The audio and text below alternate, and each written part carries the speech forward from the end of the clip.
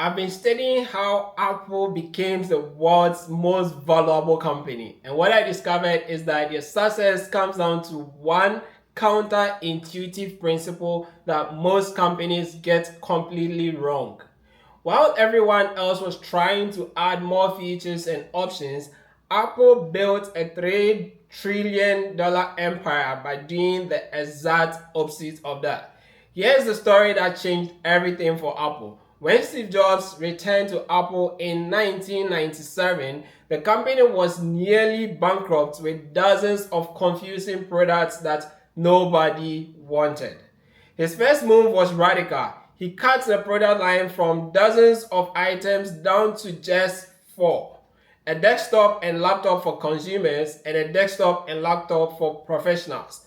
That's it. What I find fascinating about Apple's approach is how they turned simplicity into their biggest competitive advantage. While competitors like Dell and HP were offering hundreds of different computer configurations, Apple offered just a few carefully designed options.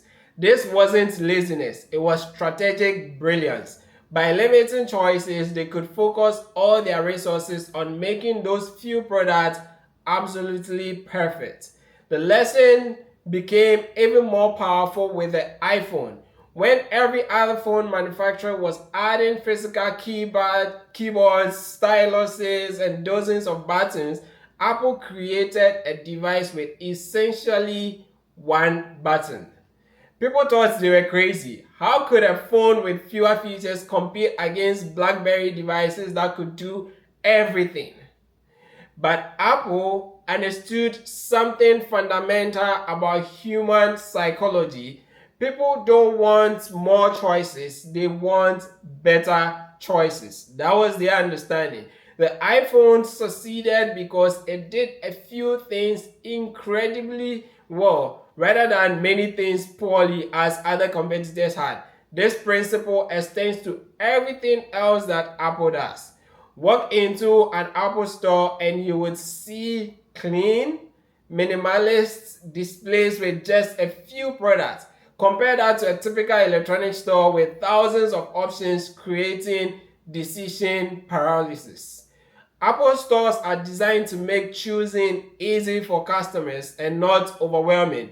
What really strikes me about Apple's strategy is how they have maintained this focus even as they have grown massive. They still release just a few new products each year, but each one gets enormous attention and resources.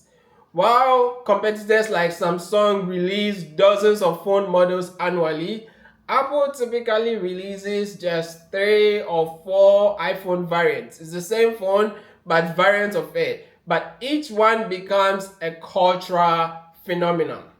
The business lesson I'm taking from Apple is that constraint breeds creativity. By limiting their options, they are forced to make each product exceptional. This also allows them to charge premium prices because customers know they're getting something special, not just another commodity product. Tim Cook has continued this philosophy since taking over from Jobs. Apple still says no to far more opportunities than they say yes to. They could easily make cheaper phones, tablets for every price point, or dozens of different watch styles, but they choose not to because it would dilute their brand and focus. The broader principle here is that in a world of infinite possibilities, the companies that win are often those that choose to do fewer things but do them extraordinarily well.